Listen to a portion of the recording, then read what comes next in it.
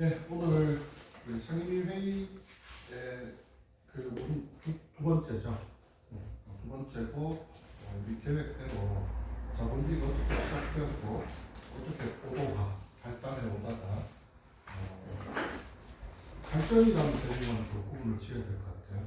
발전이라고 하는 것은 결론적으로 우리에게 이롭게 작용하는 것들이 증명된 어떤 이런 것들을 발전이라고 표현한다면 그 어떤 가치를 배제하고 그냥 이 세포만 커지거나 덩치만 커지고 발달되어 오는 이런 과정, 그리고 이게 신자유주의가 되면서 신자유주의의 본질이 무엇인지, 또 신자유주의로 발달해온 자본주의가 지금 또 어떤 변화의 흐름을 맞닥뜨리고 있는 이런 과정들을 좀 같이 얘기를 좀 나눠봤으면 좋겠습니다. 이 이야기는 역사 이야기일 수도 있고 또 전쟁 얘기일 수도 있고 경제 얘기기도 하고 또 결론은 돌아서 정치 얘기도 될 것 같아요. 그래서 중요한 건 우리가 내가 사는 집의 주소를 알고 있듯이 또 웹상에서 어떤 차지하는 공간에도 주소를 갖고 있잖아요. 우리가 현재 살아가고 있는 시대의 주소는 과연 무엇인지를 스스로 인식하고 인지하는 것, 그런 부분에 대한 의미라고 좀 생각이 들고요. 이 얘기 역시도 같이 대화하듯이 주고받으면서 이렇게 좀 얘기를 했으면 좋겠습니다. 제일 먼저 드리는 질문입니다. 제가 핸드폰을 갖고 있는데요. 저는 SKT가 2,500만 명의 고객이 있다는 얘기 듣고 깜짝 놀랐습니다. 이번에 유심텔 했을 때 가입자 수가 2,500만이에요. 대한민국 인구의 절반이 SKT에 가입되어 있어요.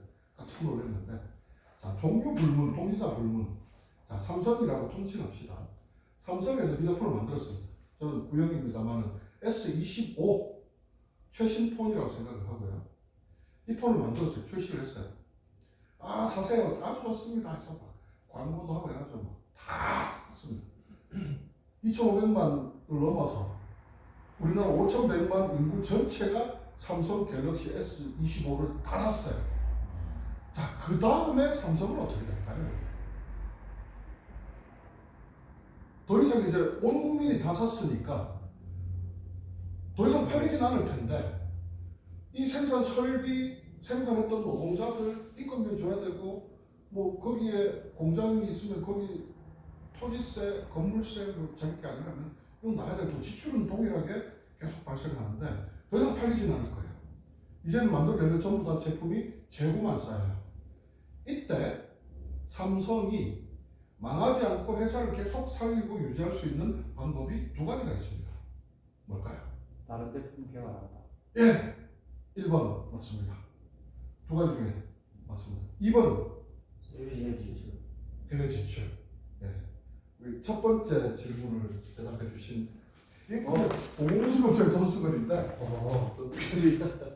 흡수는 잘 되고 천의 질은 좋더라고요. 자, 맞습니다. 두 가지 방법이 있죠. S25 좋습니다 해서 다 팔았지만 곧바로 준비됐던 S26을 출시해가지고 아이고 아직도 25 쓰십니까? 26이 나와가지고 기능이 얼마나 좋은데 이거 AI도 다 되고 다 됩니다. 그래서 선전을 또 해가지고 이제 S26을 팔아먹는 방법이 하나 있을 테고, 두 번째는 우리나라에서 다 팔아먹겠잖아요. 이제 해외로 진출하는 방법이 있겠죠.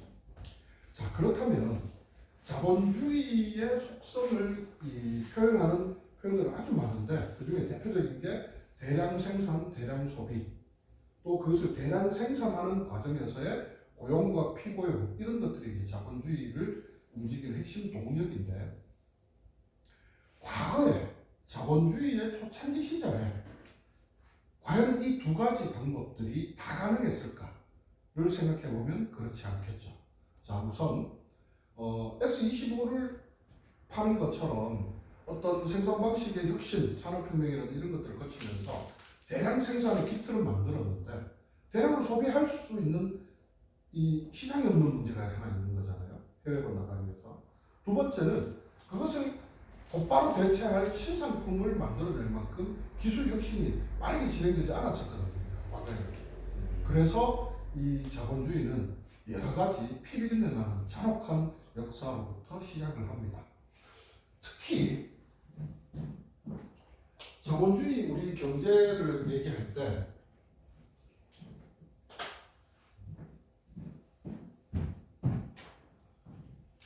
예를 들어서 이런 제로 포인트, 제로선이 있다면 경기가 좋을 때가 있고 떨어지다가 나빠질 때가 있고 좋을 때가 있고 나빠질 때가 있고 이 경기의 순환을 계속하지 않습니까? 자본주의는 단 한 번도 어떤 이 유지되는 어떤 형태의 고착화된 어떤 패턴의 그래프를 갖고 있지 않습니다. 물론 어느 일시기에 그런 형태를 갖긴 하죠. 예를 들어서 제로 포인트라고 말씀드렸는데 자본주의의 성장률이 그러니까 우리가 흔히 제일 쉽게 표현하면 GDP 성장률이 전년기 대비 마이너스 그러니까 전년보다 GDP가 떨어졌다. 그럼 마이너스 상태에 가게 되면은 흔히 경기가 어렵다고 하는데 우리 경기 침체 이런 표현 쓰지 않습니까? 경기 침체의 정확한 정의는 경제 성장이 마이너스의 상태에 있는 기간이 1분기, 2분기 그러니까 6달 이상 진행될 때 경기 침체다라고 경제학에서는 그렇게 규정을 합니다. 자, 그럼 이렇게 성장할 때가 있잖아요. 성장할 때는 우리가 이 시기를 뭐라고 얘기합니까? 경제학에서는 이 성장할 때를 확장기라고 부릅니다. 확장기. 그 다음에 감소될 때를 수축기. 그 다음에 마이너스 상태에서 더 감소할 때를 이때를 후퇴기. 후퇴기. 마이너스 상태에서 성장할 때를 회복기라고 이렇게 부릅니다. 이거 말고 우리가 일상에서 쓰는 표현도 있습니다. 확장될 때를 경제가 활성화된다. 활성화되고 있는 중이다라고 해서 보통 어떤 표현을 씁니까? 활황이라고 표현을 쓰기도 하고요. 가장 좋은 시기를 누릴 때, 이때를 호황을 누린다. 경제 호황 상태다. 이런 얘기를 하죠. 호황. 감퇴될 때 수축기라는 표현은 동일합니다. 또는 둔화된다. 경제가 둔화된다라고 표현합니다. 마이너스 상태로 들어가게 되면은 이때는 뭐라고 얘기합니까? 아까 얘기했던 경기 침체 이런 표현 좀 많이 쓰는 표현 있잖아요. 경기 불황 이런 표현 쓰죠.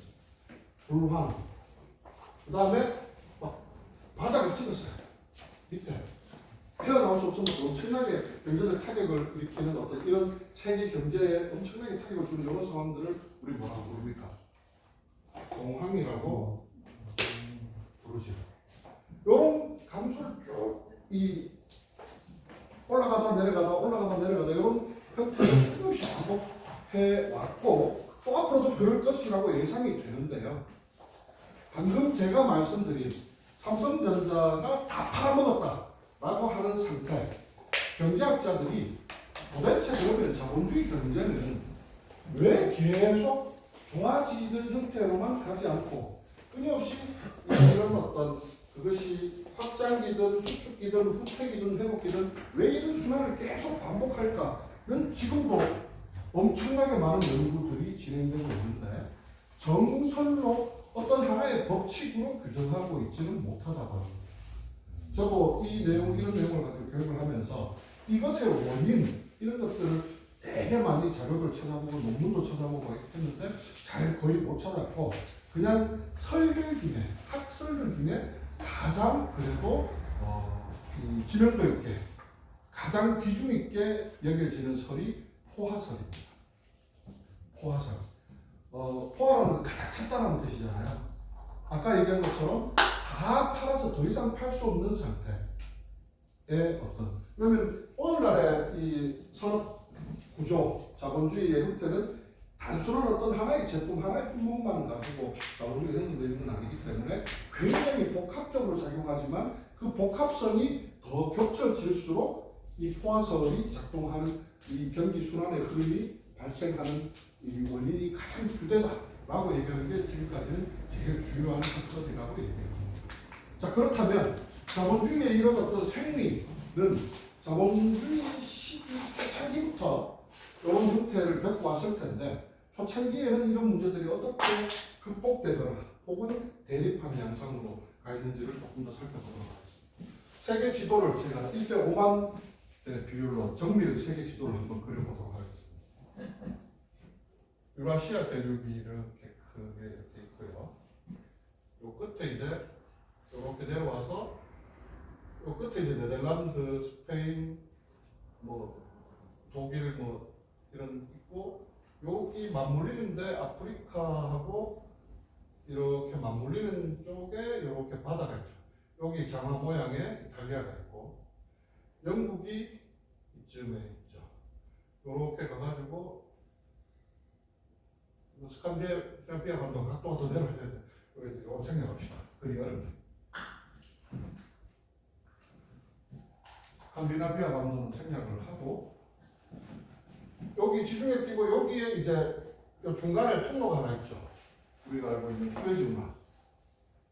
요 이집트하고 요 사이에 요 가운데 있는 수에즈 운하가 있고 여기서 이제 대륙이 쭉 이어져서 오다가 뾰족한 꽃갈콘 모양의 뭐가 있죠? 인도가 있죠. 인도 옆으로 이제 여기서부터 이제 섬이죠. 이게 좀 길쭉해야 되나? 인도네시아, 말레이시아 이런 나라들 쭉 있고 여기 밑에 이제 오세아니아 대륙도 있고 이렇게 해서 쭉 올라가서 여기 안에 이렇게 돼 있고 여기에 우리나라가 그 정도에 있을까요? 하고 일본이 뭐 일본은 그냥 점 찍고 차고 알래스카죠, 그죠? 알래스카가 있고 알래스카 맞닿은 부분에 북아메리카 대륙, 남아메리카 대륙. 이야 얼추 비슷합니까? 오 교원 자격증이 있는겨 중학교까지 다 가야 되겠네 고등학교까지 초기 자본주의는 유럽에서 시작이 됐지 않습니까? 유럽의 국가들이 각축전을 벌이면서 시작이 됐었는데요. 자본주의 시작 근원을 쭉 찾아올라가면 최초의 자본주의 형태의 경제 구조가 발견된 나라는 네덜란드였습니다.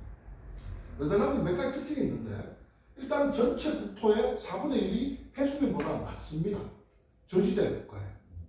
그러다 보니까 바닷물이 범람하거나 혹은 해일 같은 게 덮치고 이런 이 사건들이 굉장히 많이 일어나니까 그에 따라서 반대급부적으로 방파제 축조술, 바다와 싸우는 어떤 이런 기술들이 되게 일찍부터 발달했고 방파제 축조술 이런 것들이 발달하면서 선박 건조술 이런 것도 제일 독보적이었습니다. 그래서 실제로 아까 앞에 얘기했던 자국에서 생산되는 것을 이제 나가서 이제 팔거나 혹은 이때는 이제 상업이 발달한 형태였다 보니까 중상주의 자본주의라고 표현을 하는데 산업을 중시 여긴다고 해서 중상주의 자본주의라고 하는데 이때까지만 해도 프랑스나 영국 이 안쪽에 있는 나라들은 중농주의였었어요. 농업을 더 중시하는 이런 형태였다면 바닷가를 끼고 있는 이 끝에 있는 네덜란드, 그 앞에 안쪽에 있는 스페인, 포르투갈 이런 나라들은 중상주의로 이 무역을 하면서 특히 주된 무역은 어디하고 많이 했습니까? 우리가 알고 있는 유럽이 뭐 길을 하나 냈죠. 이렇게 길을 내가지고 실크로드라고 해서 주된 교역 대상은 인도와 중국이었습니다. 근데 이게 근대의 역사로 올라오게 되면서 오스만 제국이 로마가 분열되고 난 다음에 동로마 서로가 좁혀지잖아요. 그러고 나서 오스만 제국이 만들어지고 나서 오스만 제국은 이제 두 개의 종교로 나눠지게 되죠. 위쪽은 그리스 정교라고 해서 러시아식 기독교로 발달해가고 아래쪽은 이슬람이지 않습니까? 유럽은 대다수 무슨 종교를 갖고 있습니까? 기독교잖아요. 위쪽은 그리스 종교로 밑에는 이슬람으로 중동 국가들이 여기 다 밀집되어 있으니까 여기 가로막히니까 이제 실크로드가 교역이 막혀버리게 됩니다. 교역은 막혀버리게 되고 자본주의를 발달하는데 대량으로 생산되는 시스템들은 만들어지고 하는 이런 것들이 이제 쉽게 얘기하면 바닷가로 해양으로 진출하게 되는 이런 이제 눈을 돌리게 만드는 어떤 과정의 결정적인 계기가 되죠. 또 포르투갈의 엔리케라는 우리 중학교 고등학교 역사 시간에 들어봤던 이름 기억나시죠? 이 항해의 왕자, 뭐 바다의 왕자 엔리케 이런 얘기 이름 기억나지 않습니까? 스페인이요? 포르투갈 왕자였습니다. 스페인 왕자였나? 스페인 축구 선수 중에 엘리트 있잖아요. 그 엔리케 왕자가 이 사람을 왜 바다의 이 제왕이라고 이름이 불렸냐면 기독교인임에도 불구하고 이슬람의 문화를 이 좋은 걸 되게 많이 받아들였어요. 그 중에서 세계 이 역사를 바꿔버린 사건이 뭐였냐면은 돛을 이슬람 걸 따라하기 시작했어요.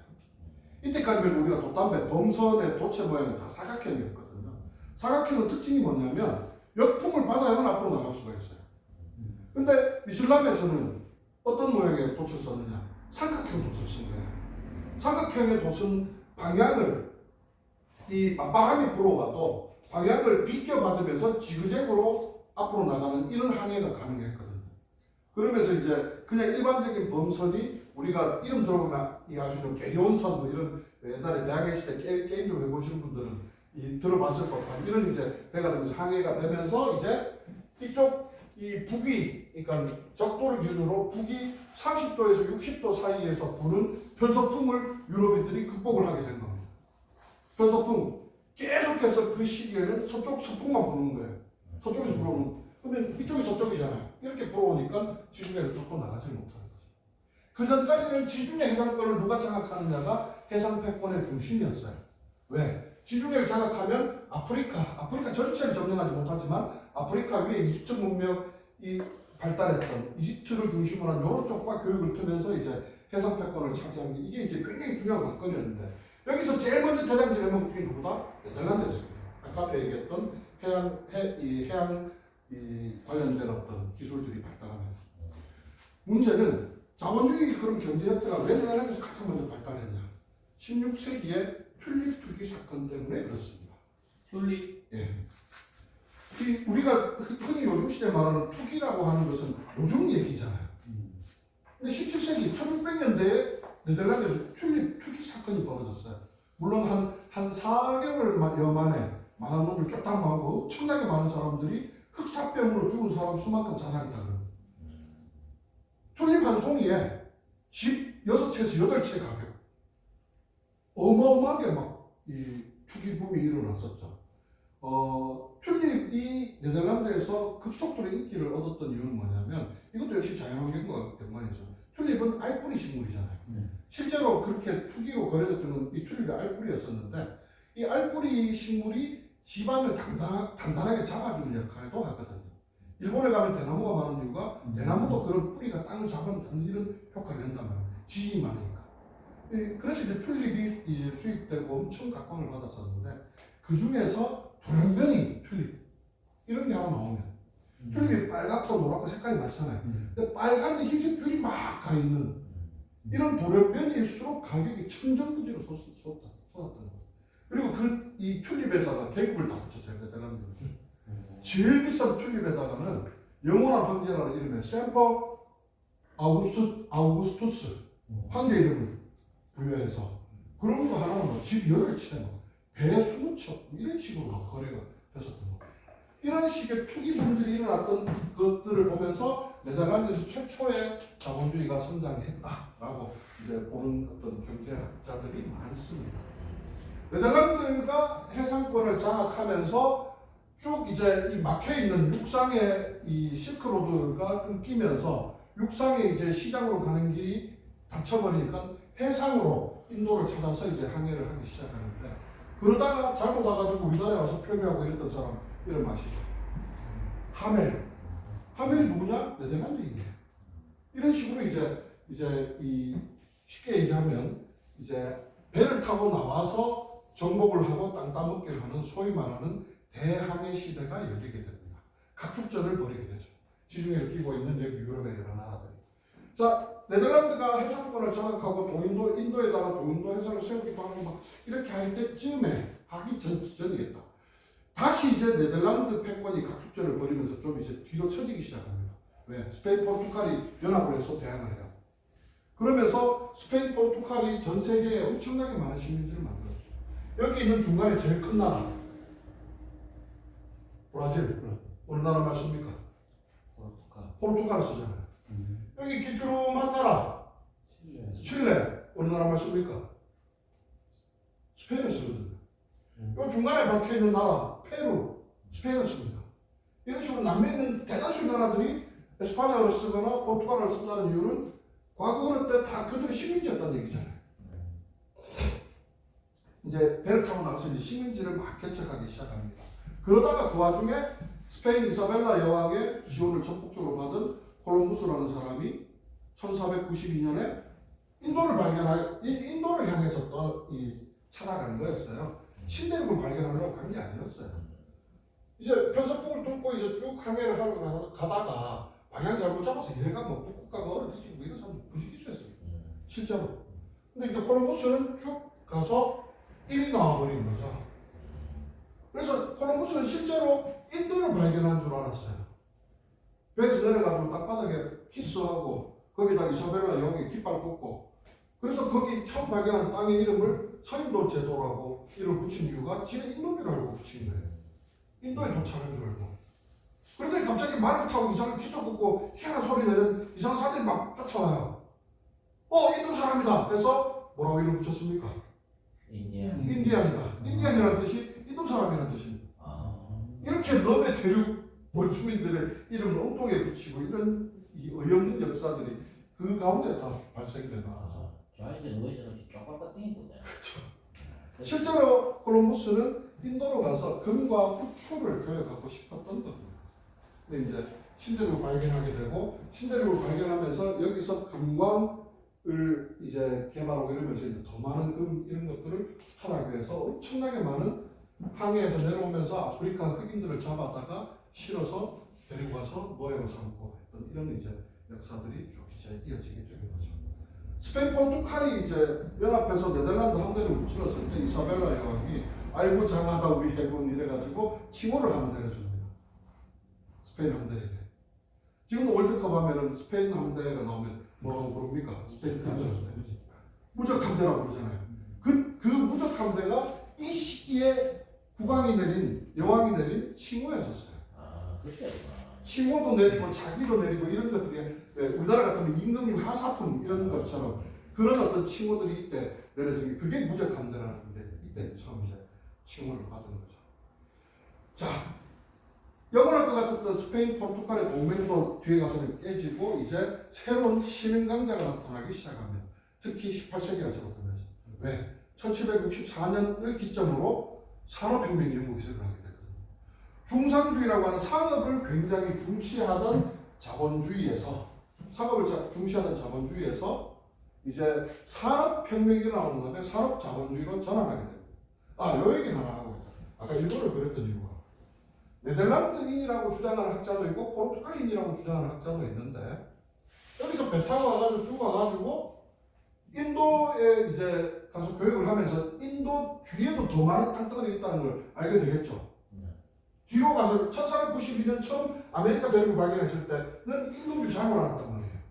근데 이제 인도를 제대로 이제 가고 나서부터는 인도의 동쪽에다가 이 유럽에 있는 여러 나라들이 회사들을 짓기 시작합니다. 척식회사. 이 식민지의 수탈과 뭐 이런 것들을 다 우리나라에 동양 척식 주식회사가 있었지 않습니까? 일제에 의한. 이 회사를 우리 역사책에서 뭐라고 이름을 들어서 알고 있습니까? 인도의 동쪽에 설치한 회사라고 해서 동인도 회사. 이 동인도 회사는 영국이 나중에 다 재편해서 영국만 남았기 때문에 영국의 동인도 회사라고 알고 있는데 실제로는 유럽의 모든 나라들이 인도 서쪽에다가 동인도 회사를 다 설치했었어요. 다 설치했었고 영국은 더 잔악한 짓을 했습니다. 왜? 영국은 인클로저 운동이라고 해서 산업혁명이 일어날 때쯤에 이제 이 영국, 프랑스 이 내륙 쪽에 있는 유럽의 국가들은 중농주의였잖아요. 농업을 더 중시했단 말이에요. 한 발 뒤쳐졌어요. 그런데 이제 산업혁명은 이제 그 안쪽에서부터 먼저 일어났었어요. 그리고 영국은 석탄 이런 광물도 풍부했고 특히 영국의 석탄, 프랑스의 철광석 이런 것들을 이제 교환하고 교역하면서 이제 엄청나게 이제 빠른 산업화 과정을 이제 이룩하게 되는 거죠. 이 과정에서 배 타고 나가가지고 이제 쭉 이제 아프리카 노예를 잡고 이런 야만스러운 짓들은 유럽의 어느 나라들이고 다 그런 이 짓들을 했습니다. 걔네들은 순수히 말을 듣게 하기 전에 일단 어떻게 해야 됩니까? 일단 다 쳐죽여가지고 공포를 만들고 이 스페인, 포르투갈, 영국 이런 애들이 이 노예들을 잡아가지고 이 싣고 갔던 그 그림, 사진 이런 것들 간혹 인터넷에서 찾아볼 수 있는데 정말 처참해요. 철창을 있잖아요. 사람 두께만큼 촘촘하게 만들었고 양계장의 닭은 그래도 움직일 수가 있지. 꼼짝도 못하게 그렇게 철창안에 차차 사람을 재가지고 먹고 싸고 자는 걸 위에서 똥 싸면 밑에서 다 받는 형태로 이런 식으로 싣고 가서 그렇게 노예를 부리고 했었던 이런 야만스러운 짓들을 했어요. 그러다가 포르투갈인지 네덜란드인지 모르겠지만 여기에 동인도에서 세웠던 것은 여기를 기착점으로 삼아서 이 물과 식량 이런 것들을 보급해가지고 더 나아가기 위해서죠. 얘네들이 이렇게 돌아와가지고 여기서 돌아와서 참 우리나라에서 먼저 팔았으면 참 또 세계사가 또 확 달라졌을 텐데 일본에 가서 팔았는 게 하나 있어요. 타네가시마 현이라는 곳에 가서 포르투갈인들이 여기 가서 뭘 팔았느냐? 여러 이 거래했던 품목들 중에 조총을 갖다 판 겁니다. 대포와 화약은 중국에서 더 일찍 개발됐었죠.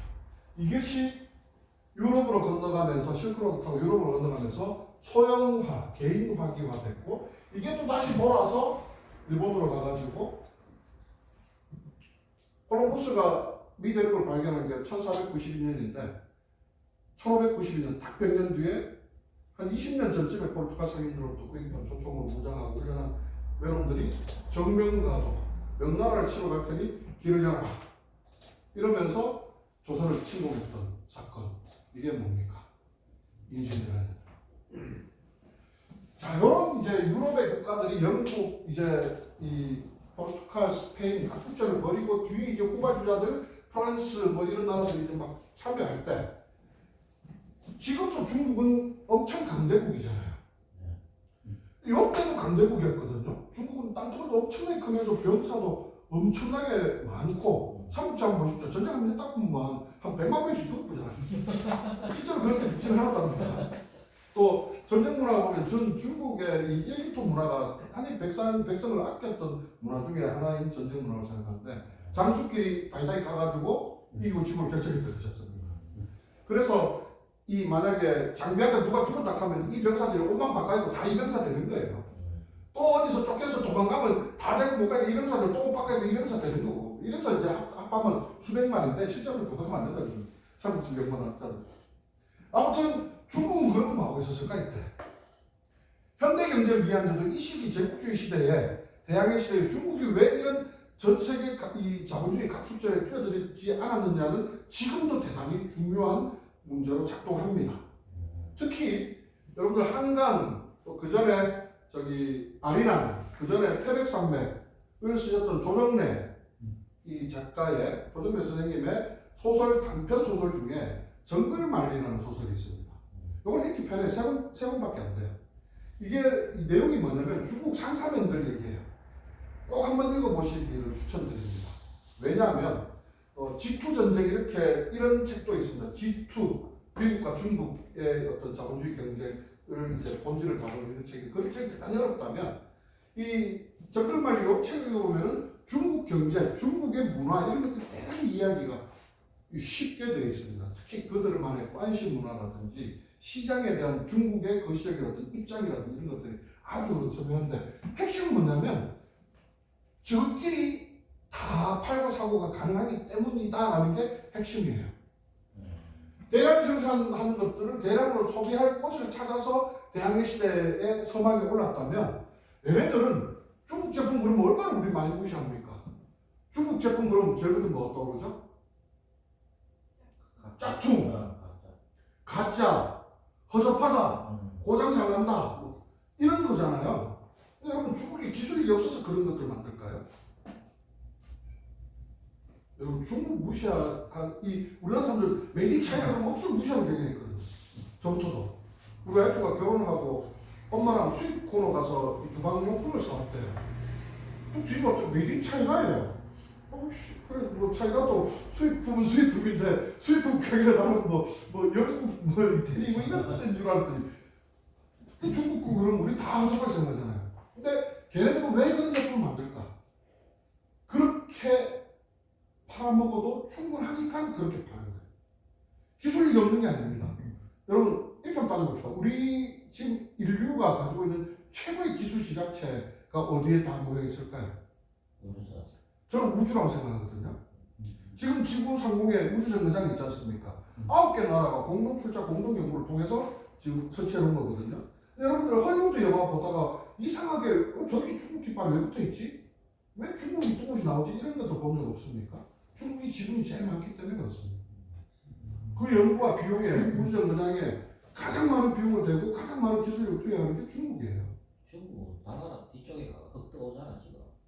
어떡하지? 네. 그러니까 저는 중국은 연구할 게 너무너무 많은 굉장히 하여튼 이 시기에 얘네들은 그게 뛰어들지 않으면서 이제 근대화가 뒤처지게 되고 나중에 이제 적주의가 식민지가 극대화되는 시기에 이제 이 일본한테도 짓밟히고 유럽의 여러 나라들한테 간섭을 당하게 되는 이런 수모를 겪기도 하죠.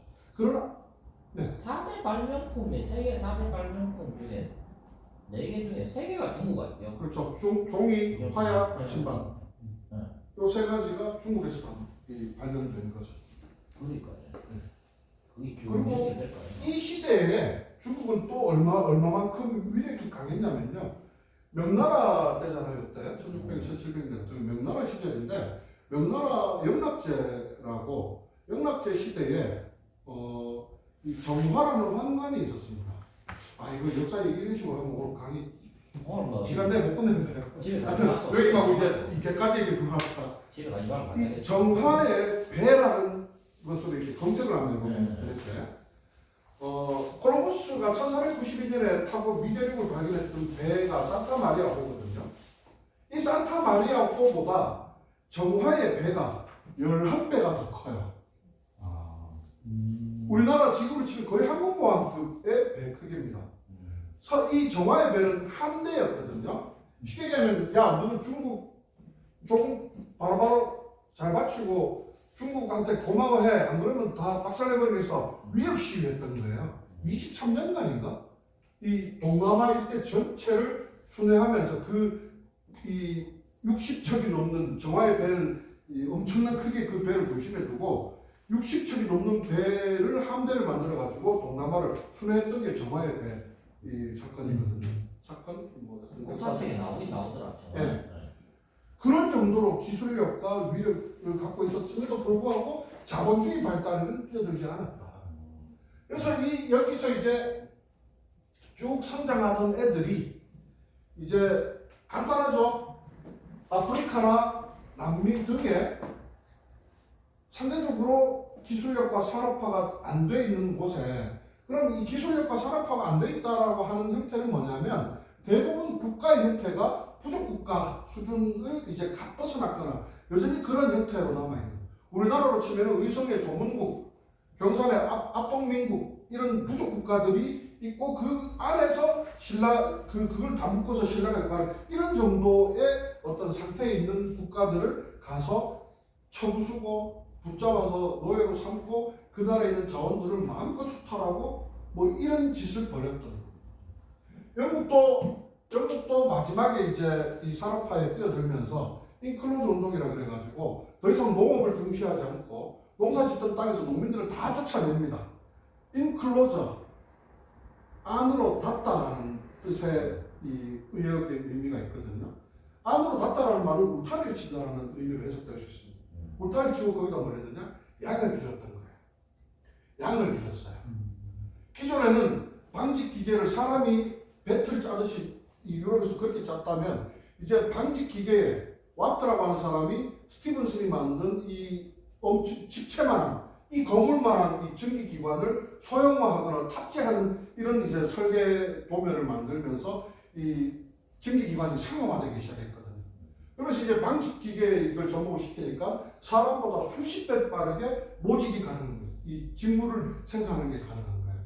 이제 자본이나 이제 귀족들 입장에서 농사 지어가지고 반내나 해서 그걸 다시 팔아서 이 재물을 축제하는 것보다 그 사람을 내쫓고 양을 길러서 공장을 소유하는 것이 훨씬 더 돈 버는 길이다. 이렇게 되니까 이제 이 우리나라 새마을운동 이런 것처럼 아주 급속도로 농민들을 내쫓고 산업화가 됐다. 이 과정에서 영국에서 특이한 법이 하나 만들어지기도 하는데요. 소위 말하는 이름이 아주 개떡같고 거지 같은 법인데 실제로 법 이름이 거지면허법이라는 걸 만들기도 합니다. 영국에서. 자, 농민들 다 내쫓았어요. 방식 공장 만들었어요. 공장 누가 돌려야 될 거 아닙니까? 누가 돌립니까?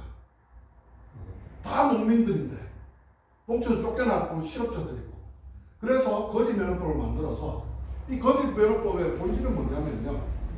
백주 대낮에 사지 육신 멀쩡하고 눈, 귀, 코, 입 다 제대로 붙어있고 한 남자만 해당이 됐었어요. 어떤 공자한테 죄송합니다만 이때는 여성은 사람 수를 짓게 하거나 이럴 때 이런 친구야.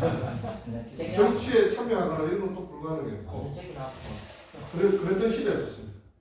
거짓 면허법 뭐냐? 백주 대낮에 그런 사람 만나면 경찰이 삐삐삐 호랑이 불어가지고 불러서 백주 대낮에 이렇게 걸어다니면 안 되는 거 아시죠? 백주 대낮에 걸어다니면서 있는 사람은 거지밖에 없어요. 면허증 좀 봅시다. 왜? 면허증요? 무슨 면허증요? 저는 그런 거 없는데. 이 사람이 큰일 난 소리 하고 있네. 그래서 거기서 바로 뭘 했느냐? 태형 집행을 경찰관이 바로 했어요.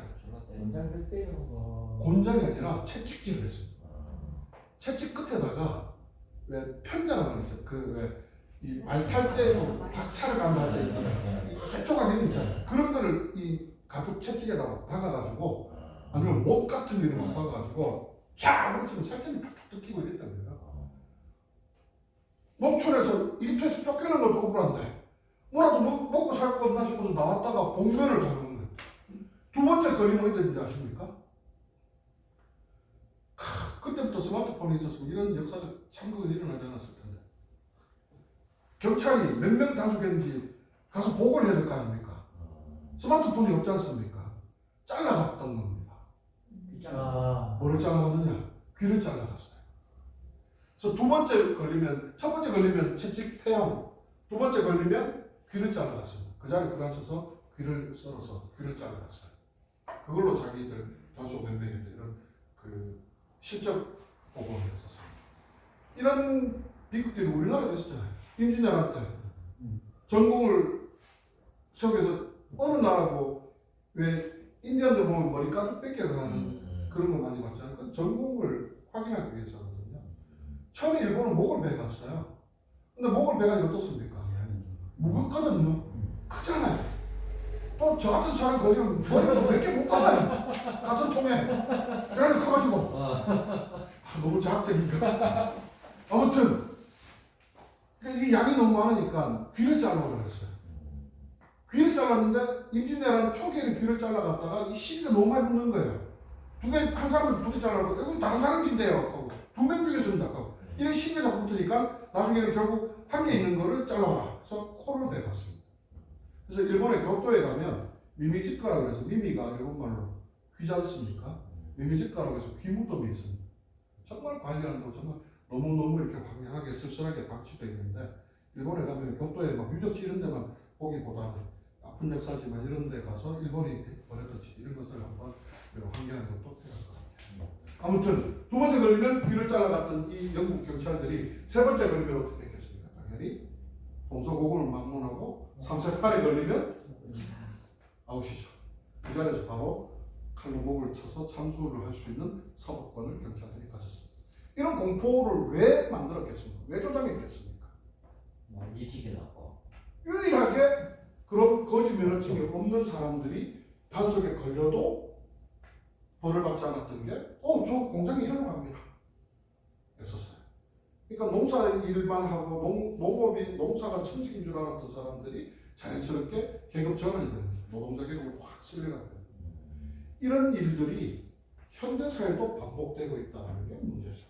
이따가 한국으로 넘어와서 한국 자본주의 얘기할 때 이 한국에서는 어떠한 형태의 인클루전도 귀 잘라가고 목 잘라가는 사태가 발생했는지 그때 가서 얘기를 해드리겠습니다. 어쨌든 이런 식으로 이제 쭉 발달해 오다가 결국 포르투갈과 이제 얘네들을 섬멸하고 특히 인도를 장악한 영국이 했던 짓은 인도를 초토화시키는 거였습니다. 초토화시키기 전에 뭐 했겠습니까? 목화씨를 훔쳐서 영국으로 다 가져갔죠. 그래서 영국에서 목화를 재배하면서 인도는 거의 전역이 목화밭이었어요. 이걸 인도는 또 특히 영국은 한포 사격술이 굉장히 뛰어났었거든요. 한포로 V자로 뺑돌아서 다 거의 막 싹 다 불태워버리고 박살내버리고 포를 올려서 또 V자로 쫙 태워 들어가고 쫙 태워 들어가면서 인도 전역을 다 불지르고 제가 생산한 이제 섬유들을 다시 인도에 갖다 팔기 시작하면서 이제 본격적인 이제 동쪽으로 뻗치는 항해 시대가 또 열리게 됩니다. 어쨌든 이런 가축제를 쭉 벌이면서 1800년대, 1900년대로 흘러들어오다가 어떤 문제가 발생할까요, 여러분? 지구는 둥그니까 자꾸 걸어나가면 온 세상 어린이들 다 만날 것 같지만 면적과 이 제한되어 있지 않습니까? 서로 이제 이 국가들을 이제 이 식민지들을 막 여기 내 땅, 여기 내 땅, 여기 내 땅 하다가 또 여기 내 땅 하고 봤는데 옆에서 동렬 형님이 야 누구나 니 뭐하노 놈의 땅에 야 이거 내 땅이다 임마 깃발 빼라 이런 일들이 이제 벌어지기 시작하는 겁니다. 서로 이제 첨예하게 왜 자본주의는 발달하면 발달할수록 더 많이 생산해내는데 그렇게 더 많이 생산한 것을 소비하려면 더 많은 시장이 필요하고 더 많이 생산하기 위해서는 더 많은 노동력이 필요하고 더 많은 원료가 필요한데 이때 당시 이걸 다 어디서 조달했습니까? 식민지에서 다 조달했잖아요. 캠파는 더 커지는데 캠파 커지면 더 훔치고 더 약탈하고 더 점령해야 되는데 한정되어 있는 거예요. 그러다가 서로 충돌되고 긴장관계가 형성되고 하다가 결국 제일 늦게 이제 산업화의 반열에 뛰어든 독일이 불리키죠. 어디서? 우리 역사 시간에 사라예보의 총성이라고 들어보셨죠? 사라예보가 보스니아에 있는 도시죠. 오스트리아? 오스트리아하고 이제 그 독일이 이제 동맹을 맺었었고, 지금 영토로 따지면 헝가리 쪽에 잡혀졌습니다. 여튼 사라예보에서 누가 죽습니까? 오스트리아 황태자 부부가 암살을 당합니다. 이 암살 사건도 재밌습니다. 나중에 역사를 한번 보시면은 서너 번 죽이려고 계속 쫓아가요. 이 암살단이. 이 세르비아인들이 이제 자기들이 이제 이 점령당해서 이 식민지가 되고 나서 이제 그 오스트리아에 적개심을 품고 이 암살단이 있어요. 첫 번째 암살단이 총 쐈는데 엉뚱한 사람이 맞고 죽고 도피해요. 도피했다가 도피하는 차량에 두 번째 사람이 이제 폭탄을 던졌는데 폭탄이 좀 늦게 터져가지고 뒤에 차가 터져갖고 부하들만 죽고 이 황태자는 또 살아요. 이 사람들이 결국 어디 죽었느냐? 그 폭탄이 터져서 병원으로 실려간 사람들 병원에 갔다 거기서 죽마자 둘이 죽어요. 병원안 그래 바로 가노? 그러니까 그만큼 위험하면 좀 살릴만도 한데 이 사건을 계기로 이제 이 독일이 이 독일하고 오스트리아하고는 아주 친한 동맹국가였었거든요. 동맹국가 상태에 있는데 러시아가 갑자기 개입해가지고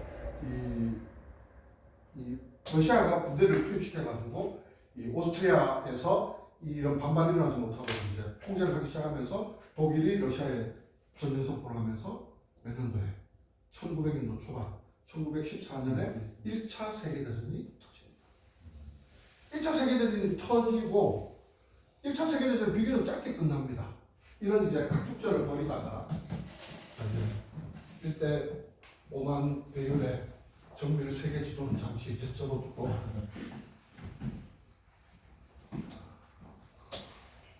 상황을 잠깐 정리해보면 14세기부터 17세기 정도까지 중상주의로 시작된 자본주의가 18세기 1764년부터 시작 한 100여 년간 진행된 산업혁명을 계기로 이제 산업 자본주의 이제 시대로 넘어가게 되죠.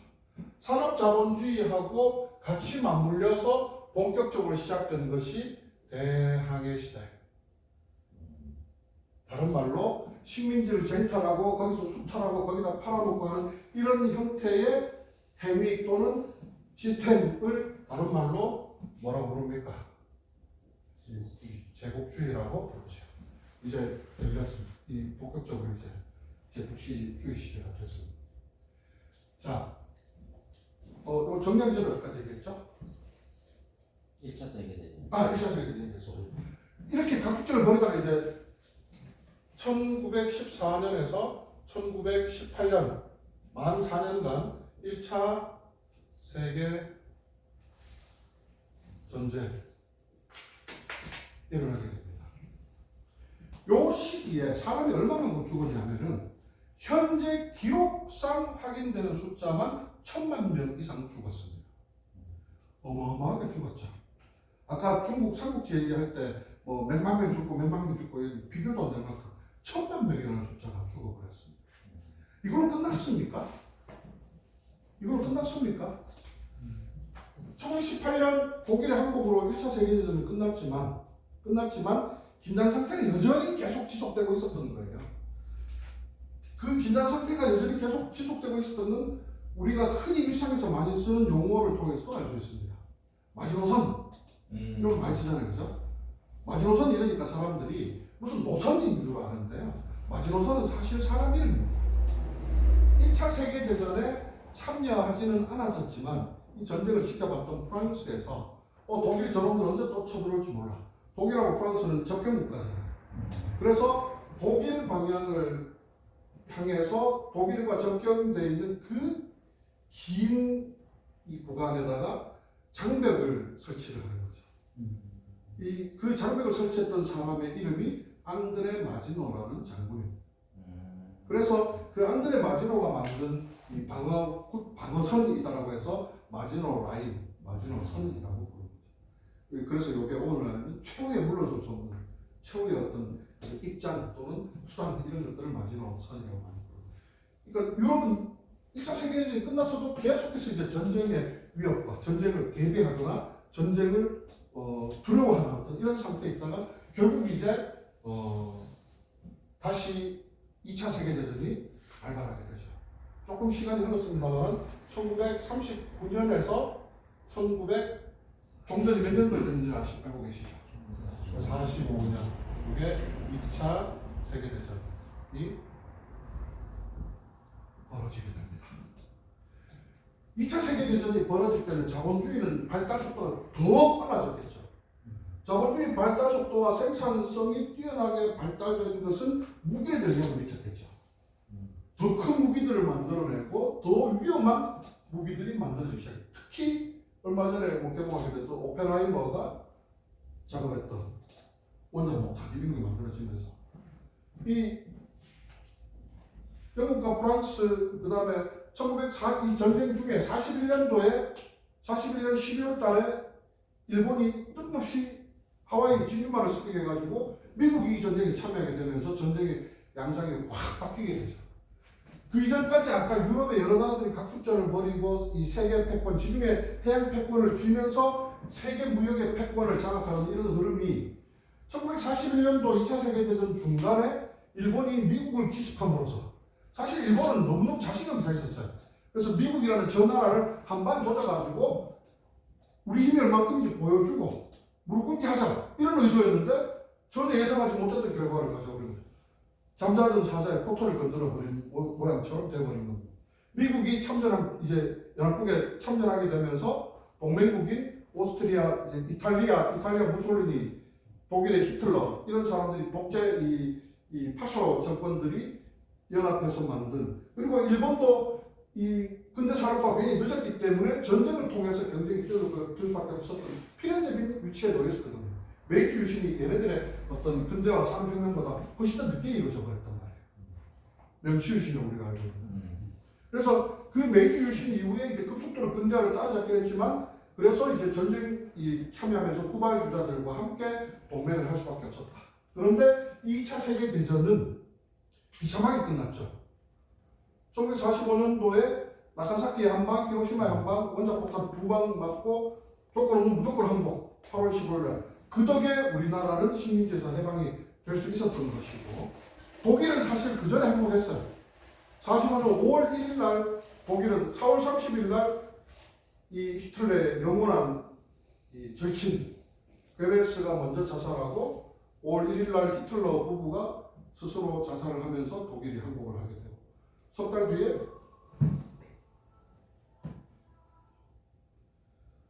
뒤에 이제 일본도 항복을 하게 됩니다. 자, 이 전쟁을 통해서 여러 가지 이제 이 고민들이 화두들이 국제적으로 던져지게 됩니다. 제일 먼저 어떤 거냐? 아까 1차 세계대전 때 사망자 수가 집계된 사망자, 그럼 실제는 더 많이 죽었다는 얘기잖아요. 집계된 사망자 수가 1000만 명이라고 했잖아요. 2차 세계대전에 집계된 사망자 수가 몇만 명이냐면 6천만 명이에요. 전쟁에. 근데 제노사이드, 이 우월주의에서 이 열등한 유태인들이 자본주의 부를 다 잠식하고 있어서 독일인을 괴롭힌다. 이런 망상에 젖은 히틀러가 엄청나게 많은 학살을 했잖아요. 그 숫자는 또 별도로 봐야 돼요. 전쟁으로 죽은 숫자만 6천만 명 정도예요. 어마어마하게 죽어버렸죠. 자, 그렇다면 이 시기에 자본주의 기술력도 발달하지만 뭐도 같이 성장했을까요? 중세 봉건에서 근대로 넘어오면서 근대에서 현대로 넘어오는 과정에 뭐도 성장했을까요? 예를 들면 이런 겁니다. 1776년 프랑스 시민혁명, 왕정을 무너뜨리고 프랑스 시민혁명의 3대 정신이 뭡니까? 지금도 프랑스에서 자기들 국가 정신으로 얘기하잖아요. 자유, 평등, 박애. 이게 시민혁명의 3대 정신이거든요. 1800, 이제 저도 이제 50줄이 저보다 이제 다 가물가물해져. 1846년입니까? 영국의 권리장전. 뭐 이런 것들이 막 만들어진단 말이에요. 이게 뭡니까? 인권, 정치적 민주주의, 인권, 이런 것들에 대한 욕구, 바람 또는 필요성, 필요하다고 느끼는 사회적 필요성, 이런 것들도 같이 성장해 오는 거예요. 자, 이런 것들이 사회적으로, 그 다음에 정치적으로 같이 성숙되면서 자본주의는 더 이상 이제는 쳐들어가서 죽이고 빼들고 다시 지금것처럼 만들어서 또 강제로 팔아먹고 이럴 수 없는 물리적 환경에 봉착하게 됩니다. 자, 그럼 기존의 피비린내 나는 자본주의를 팽창시켰던 제국주의가 그러면 어떤 이제 그대로 유지될 수 없었다면 형태 변화를 가져와야 되겠죠? 근데 이때 패권은 누가 지고 있습니까? 네덜란드, 스페인, 포르투갈, 영국에 이어서 이제 패권은 미국에 가 있단 말이에요. 그래서 이 전쟁이 끝난 1945년부터 미국이 이제 여러 가지 조치들을 해 들어가기 시작합니다. 미국이 여러 가지 조치들을 해 들어가는데요. 제일 먼저 첫 번째, 1945년도에 뭐를 만드느냐? 전쟁 승전들을 중심으로 정치적 규합을 하기 위해서 만든 기존의 국제연맹이었던 것을 국제연합으로 이름을 바꾸면서 이것을 창시하죠. 유엔 맞습니다. 유엔을 만듭니다. 정치적 결속체를 만듭니다. 그리고 1900 연도는 좀 왔다 갑니다만 1944년, 그러니까 전쟁이 이미 이 승리가 기울고 있을 때 1944년에 뭘 만드느냐? 뭐를 하냐면요. 이거 들어보셨습니까?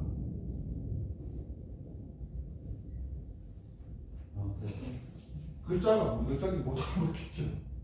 브레튼 우즈 협정이라고 들어보셨습니까? 굉장히 중요한 이 개념인데요. 브레튼 우즈 협정 그러니까 뭐 되게 좀 멋있어 보이는데 뭐 우리 시골 표현하면 구미 옥계 협정 이런 거 비슷한 지명입니다. 그냥 지명이에요. 브레튼 우즈에서 모여서 몇 개의 나라들이 승전 중심으로 승전국을 따르거나 혹은 거기에 이제 무슨 령, 식민지하에 있거나 이런 나라들이 44개국 재무장관, 우리나라로 치면은 기재부 장관이죠. 재무장관들이 모여서 여기서 협정을 하나 맺습니다. 브레튼 우즈에서 뉴햄프셔에 있는 이 도시 이름입니다. 브레튼 우즈 협정을 맺는데 이 협정의 내용은 뭐냐면요. 기존에는 이런 거죠. 여러분, 화폐를 얼만큼 만들어야 적당할까? 우리가 조폐공사에 근무하는 사람은 아닙니다만 물론 조폐공사에 근무한다고 해서 얼만큼 만들지 결정하는 건 아니죠. 한국은행이 결정하는데 어쨌든 조폐공사에 있는 것처럼 고민하는 겁니다. 돈이 얼마만큼 있어야 안정적이고 적당할까요? 돈을 너무 많이 만들어버리면 야, 내가 대통령이라서 경제어려니까 야, 돈 좀 더 찍어대라.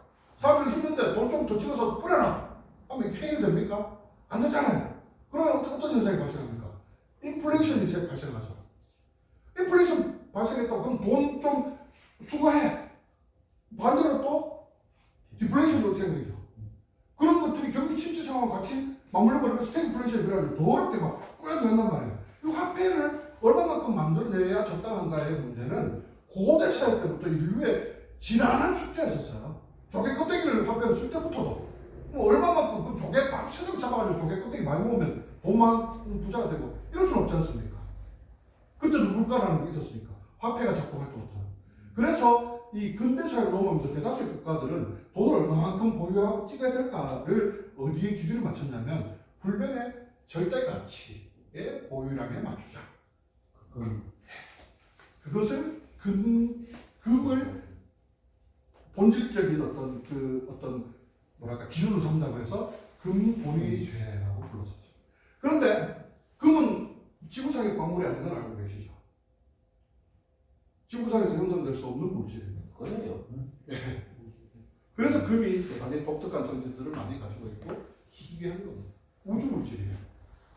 언젠가 운석이 부딪혀서 지구에 퍼져 있는 그런 광물입니다. 검색해 보시면 지구상에서 만들어진 광물이 아닙니다. 그럼 금으로 구성되어 있는 위성 촬영해야 되겠네. 검성. 사실 저도 연락 드리죠. 그럼 캐러 가겠다. 검성. 그래서 이 브레튼 우드 협정의 내용은 뭐냐면요.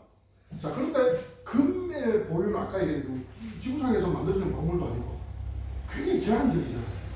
적지 않습니까?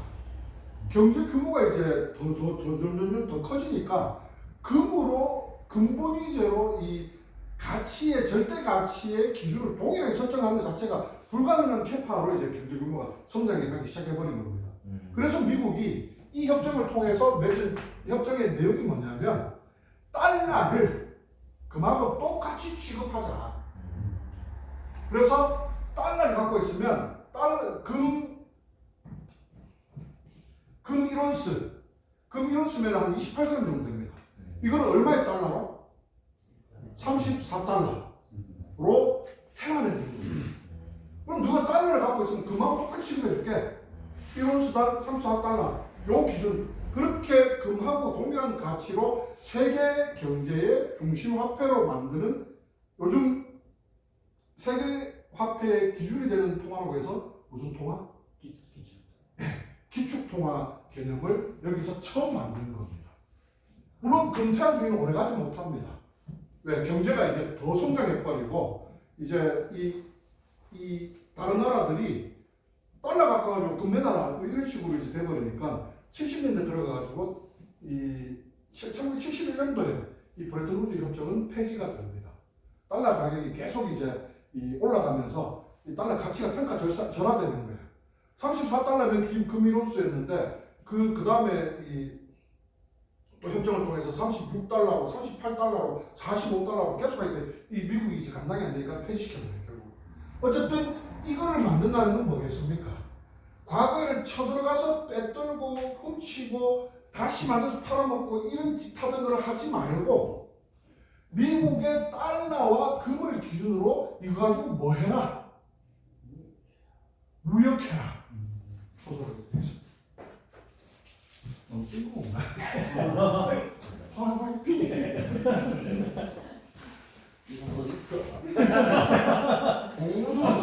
감이 사전 유출된 건 아닙니다. 무역의 키트를 만들기 시작합니다. 그러고 나서 이제 순서가 조금 이제 바뀌긴 했습니다만은 1946년에 뭘 만드느냐? 어떻게 그걸 잘 아십니까? 뭐 있네. 공부했습니다. 이걸 만듭니다. 그 다음에 나 오늘 쓰는 게 왜 이러고? 오늘 필체가 이러면 안 되네요. IMF 국제통화기금 IBRD라고 하는 국제부흥개발은행 이 두 개를 제일 먼저 설립을 합니다. 국제부흥개발은행은 국제적인 투자은행이라고 보시면 됩니다. IMF는 달러 조달 및 조달 기능을 하는 기구죠.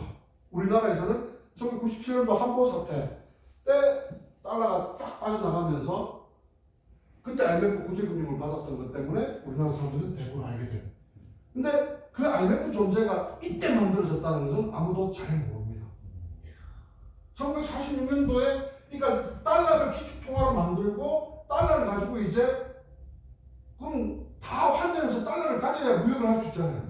그런 기능들을 국제부흥개발은행이 하고 달러 부족하나 그럼 도와줄게 해서 달러를 가지고 계속 영위할 수 있도록 조절하는 기능하는 이런 기구들을 설치를 하는 거예요. 그리고 나서 결정적으로 뭘 만드느냐? 미국도 똑같네. 그리고 나서 결정적으로 뭘 만드느냐? 1946년도에 모아가지고 출범은 1947년 초에 하는데요. 1946년도에 가트라는 것을 만듭니다. 이때부터 이제 피비린내는 감춰졌지만 끔찍한 이제 다시 제4육의 역사가 소리 없이 이제 총성은 나지 않고 칼부림 소리 나지 않지만 다시 전쟁이 시작됩니다. 그래서 우리 조상들이 이 가트 체제가 온과 동시에 이렇게 외쳤습니다. 오 마이 갓! 머릿속에 좀 던져보죠. 죄송합니다. 가트는 뭡니까? GATT General Agreement Telephone Trade 관세 및 무역에 관한 일반 협정. 이제 제국주의 시대에 식민지 쟁탈 전과 그렇게 해서 생산한 자본주의 시스템의 대량 생산, 대량 소비의 시스템을 이제 뭘로? 가트를 통해서 해라. 야만스럽게 저러지 말자. 너무 많이 꾼다. 이렇게 이제 시스템이 이제 바뀌어 들어가는 겁니다. 정치적으로, 경제적으로 이런 것들을 미국 주도하에서 만들어가는 거죠. 그런데 가트가 성공했으면 참 좋았을 텐데 가트는 출범과 동시에 여러 가지 문제점들을 많이 노출시킵니다. 대표적인 게 아까 브레튼-우즈 협정에 여기 참여한 국가가 몇 개나 있습니까? 44개국이나 있지 않습니까? 가트는 처음 시작할 때 27개국이 참여해서 시작했어요. 이때 전 세계 국가 수가 한 140개, 150개 정도 될 때거든요. 근데 참여국 수가 너무 적어요. 실효성이 상당히 떨어지겠죠? 그다음 두 번째, 품목을 제한했습니다. 가트에서는. 뭘로?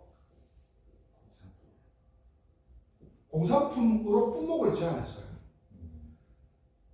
품목을 제한했다기보다는 공산품 이외의 상상력을 잘 발휘를 못했어요. 저 시대에. 대부분 공장에서 만드는 공산품이지 땅 수출할 게 뭐 있노? 이런 시대였던 거죠.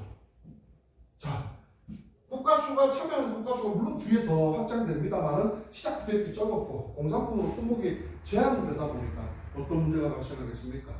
과연 이런 자본의 욕심을 억누를 만큼 강력한 결계, 강력한 시스템으로 작동을 할 수 있었을까요? 한계가 있었던 거죠. 강제성이 상당히 떨어졌던 겁니다. 자, 미국이 지구를 중심으로 그리고 달러를 중심으로 세계 경제를 자기 패권하에 정리를 해야 되는데 이 실효성이 굉장히 떨어지는 거야. 가트 체제가. 야야 다시 모여봐라. 협업으로 모여봐라. 회의 좀 하자. 이거 어떻게 극복해야 되겠노? 1차 회의를 소집합니다. 1차 회의, 2차 회의, 3차 회의 쭉쭉쭉쭉 계속 타결을 못 보다가 결국 8차 회의 만에 아까 여러 지명들이 나오는데 푼타델 에스테라고 하는 어디에 있는 도시 8차 협상을 마지막 소송을 한다고 합니다. 인도? 안타깝습니다. 자, 힌트 드리겠습니다. 8차 협상이 타결된 시점이 언제냐? 1946년에 출범한 가트 한계를 극복하기 위해서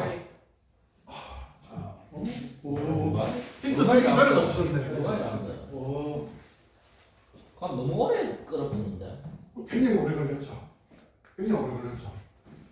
1946년에 출범한 이 가트의 한계를 극복하기 위해서 쭉 이 협상만 벌이다가 8차 협상이 1990 몇 년을 기억하십니까? 90년대 4년도가 3년도. 95년에 우루과이 라운드. 이때 라운드라는 표현은 뭐냐면 회원국들 간에는 서로 계급이 없다. 원탑 회의를 했었어요. 그래서 라운드 회의라고 이름을 썼고 이 우루과이 라운드가 이 우루과이 푼타델 에스테라는 곳에서 8차 협상 만에 타결을 보게 됩니다.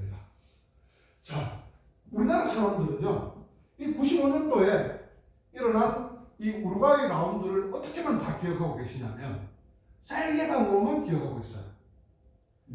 쌀개방이 본질이 아니라 왜 쌀도 개방되는지가 본질인 거예요. 무슨 말이냐면, 자, 가트는 회원국이 27개였죠. 이 우루과이로 타결되고 난 그 타결된 시점에는 120개 국가 정도가 참여를 하고 있었어요. 참여 국가 수가 굉장히 많았어요. 그 다음에 공산품으로 한정했죠.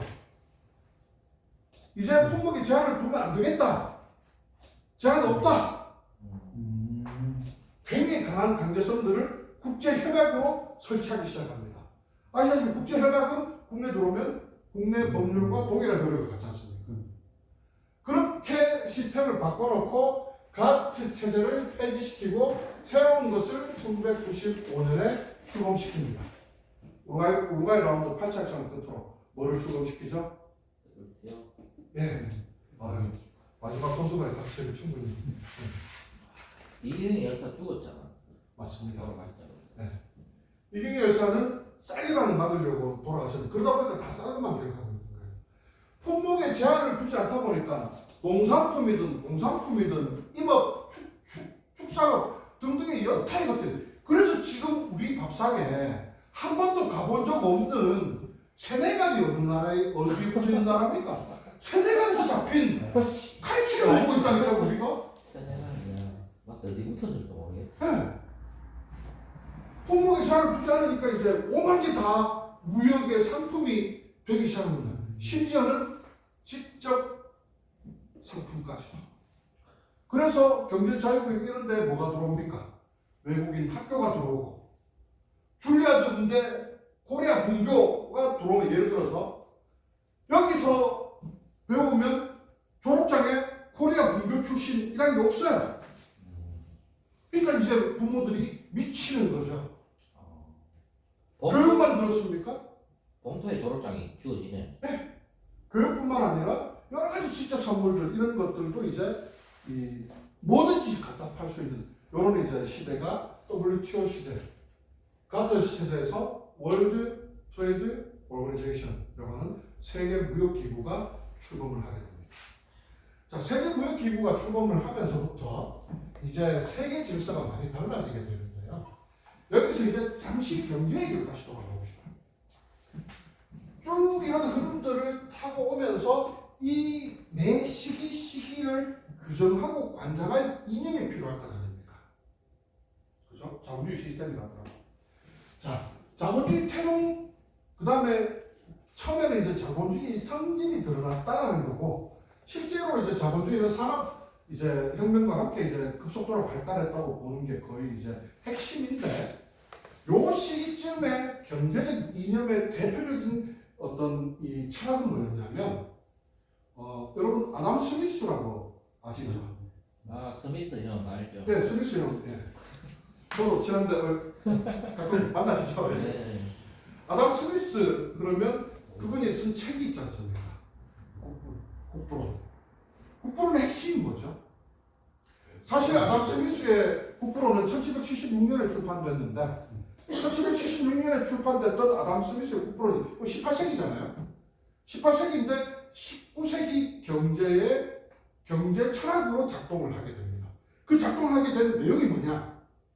아담 스미스의 경제학은 굉장히 방대합니다. 방대한데 그 중에서 우리가 가장 핵심적으로 알고 있는 그 명제가 그 방대한 내용의 핵심 결정체이기도 합니다. 뭐죠? 맞습니다. 보이지 않는 손. 보이지 않는 손의 내용의 명제가 뭡니까? 시장은 자유를 맡겨놓으면 수요와 공급의 원리에 의해서 합리적인 가격을 책정한다. 이게 국부론의 핵심 결정체입니다. 이 말은 무슨 뭐겠습니까? 국가가 시장에 개입하는 소리입니까? 하지 말라는 소리입니까? 하지 말라는 얘기잖아요. 국가가 시장에 개입을 하지 않는다는 것은 방치한다는 이런 의미도 되지만 다르게 고상하게 표현하면 이 시기의 경제는 뭐다? 어떤 철학, 어떤 이념의 바탕을 뒀다?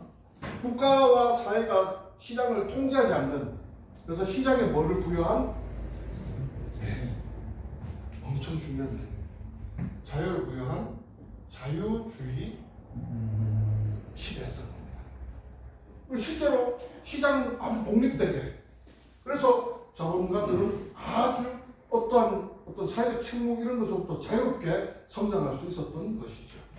자, 그랬는데 1995년도에 WTO가 출범할 때 이미 이 자유주의는 막을 내렸다가 다시 형태 변화를 계속 반복하고 있던 상황이었습니다. 언제를 기점으로? 요 시기가 도래하기 전에 요 중간쯤에 1973년도에 어떤 일이 발생하느냐? 이란하고 미국은 원래 아주 이 절친한 사이였었어요. 근데 이란에 무슨 행동이 일어납니까? 호메이니라고 하는 이란의 민족 지도자가 정권을 장악하고 나서, 호메이니는 이 이슬람 극단주의까지는 아닌데 이슬람 근본주의자거든. 미국하고 아주 적대적인 정책으로 이제 단절시키면서 이란이 석유 생산을 딱 틀어막으면서 전 세계에 뭐가 일어나게 되죠? 석유 파동, 오일 쇼크가 일어나게 됩니다. 이 오일 쇼크는 처음 이란에서 기름을 생산을 잠궈서 1973년도에 한번 일어나고, 몇 년 있다가 1979년도에 6년도인지 9년도인지 그 연도 때에 두 번 반복해서 일어나면서 세계 경제에 엄청난 타격을 줘버려요. 1차 세계대전은 톡 하고 손만 대면 터질 것만 같은 그대의 상태에 유럽이 그렇게 놓여 있었다면 2차 세계대전은 경제 위기가 거의 결정타였거든요. 검은 노래를 불렀던 미국 증시 폭락하면서 세계 대공황이 오면서 이제 전쟁으로 이제 수술을 밟아 들어갔던 이런 배경들 때문에 이 석유를 잡으면서 이란 석유 파동이 전 세계 경제에 엄청난 타격을 줬을 때 전 세계는 다시 공포에 빠지는 전쟁인가 또 이러면서 이제 급격하게 이 시스템을 바꾸게 돼요. 어떻게?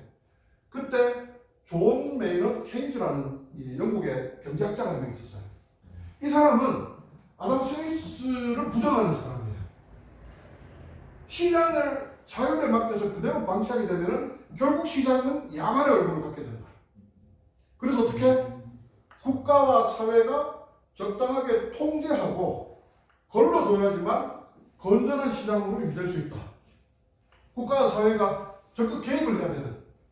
그래서 존 메이너드 케인즈가 주장했던 그 학설대로 국가를 운영하기 시작하면서 이때 상황을 요 시기에는 자유주의가 관통했던 시기라면 이 73년, 79년에 석유 파동에 인해서 이때는 그 사람 이름을 그대로 따가지고 케인즈주의라고 이름을 불렀었습니다. 아까 1700년대에 있었던 프랑스 시민혁명 뭐 이런 것들 얘기했었잖아요. 유럽에서는 요 얘기를 가급적 이 얘기 또 세계되니까 유럽에서는 시민들의 혁명이 정치적 세력화로 뭉쳐져서 표출됐었어요. 예를 들면 우리 사회가 지금 좌파 우파 이런 얘기들 하잖아요. 옛날에는 또 좌익 뭐 용공 뭐 이런 표현도 쓰고 했잖아요. 그 좌우의 개념이 시작된 게 어디였냐면 프랑스예요. 프랑스 시민 대혁명은 아이러니하게도 시간 좀 걸려도 요 얘기 그냥 오늘 마무리 하시다. 오늘 우리 논의할 사람도 많지 않아요. 지루하진 않으시죠? 뭐 좀 더 한테 푹 계시면 좋긴 좋겠다. 그럴까요? 그러면 1시간 조금 지났는 것 같은데 한대 푹 이제 1시간 딱 됐네. 우리 20분에 시작했죠? 아까 그 10분에 1시간 10분 그러면 용명 보시고 잠깐 쉬었다가 오시면 프랑스 혁명부터 얘기하면 됩니다라고 좀 얘기해 주시죠. 예. 잠깐 쉬었다 하겠습니다. 일찍 와서 오늘 여기 같이 있으시다. 좀 듣고. 내가 뭐 재밌게